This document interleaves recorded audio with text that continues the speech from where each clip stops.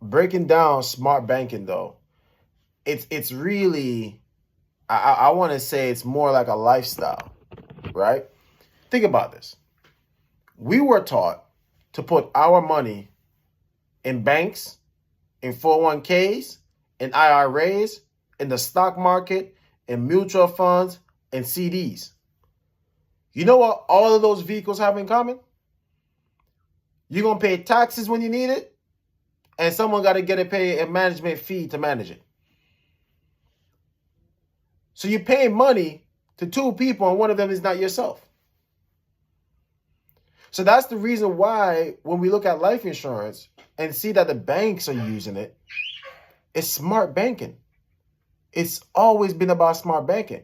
So that's the thing that I want, when I talk about this, I always want to talk about the idea of, yes, how did smart banking come about? It's because of something called infinite banking. How did infinite banking first started? Well, whole life, right? There's a famous book that talked about that. Robert Nash talked about it, Be Your Own Bank, right? So really amazing book.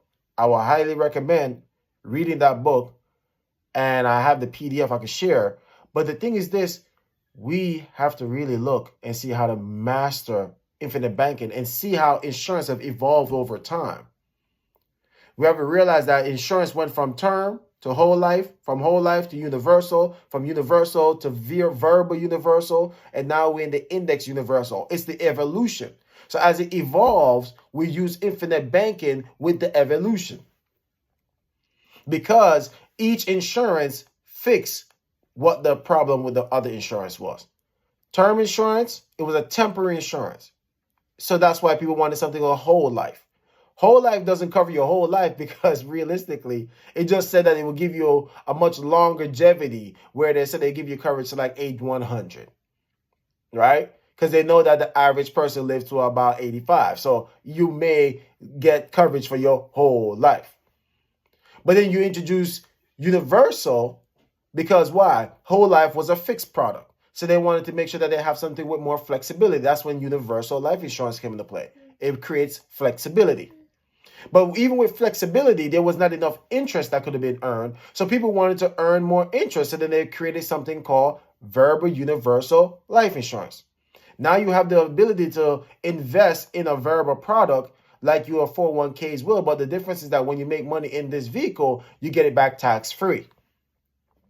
People said, hey, I'm tired of losing money when the stock market crashed in the 2001 dot-com bubble. People are like, man, I don't want to have my money at risk anymore in my life insurance, because then it forces them to where they have to overfund the policy so it doesn't lapse because they lost money due to the stock market. So now they said, I want something more safer. That's when they introduced the index universal life insurance.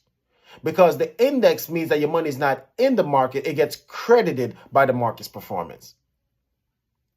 So that was the difference. Now your money is not in the market like a variable contract. It's getting credited by the market's performance. So now that's why they give you what's called a cap and a floor to make sure that you are guaranteed to never lose money when the market crashes. But they also cap you on how much you can earn inside these vehicles when they first started with the IUL. So that's how the evolution have started over these years when it comes down to life insurance. But infinite banking strategy has always been what the bank's been doing since modern time, because they're able to leverage that cash value life insurance and put it where they're guaranteed to make money.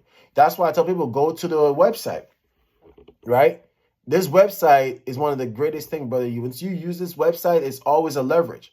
Go to usbanklocations.com. Once you go to that website, you literally walk through the system step by step. Once you go to usbanklocations.com, all you have to do is go to tools, and then you're going to click on bank rankings.